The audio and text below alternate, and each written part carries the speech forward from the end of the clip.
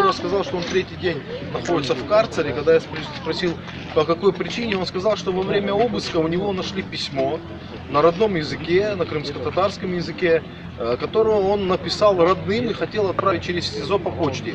У него нашли это письмо и забрали его. Когда он начал требовать это письмо ему вернуть, его посадили в карцер.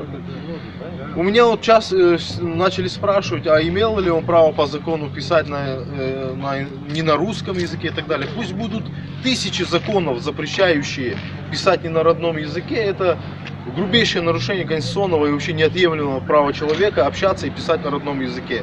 Поэтому он имел право писать на том языке, которым он владеет, на своем родном языке, и отправлять это письмо кому пожелает. И поэтому никакие здесь законы и доводы абсолютно неуместны.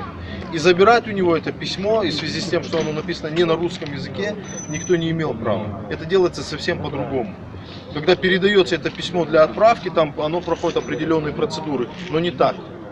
Поэтому я считаю, что он находится в карцере на данный момент лишь за то, что он написал письмо на родном языке.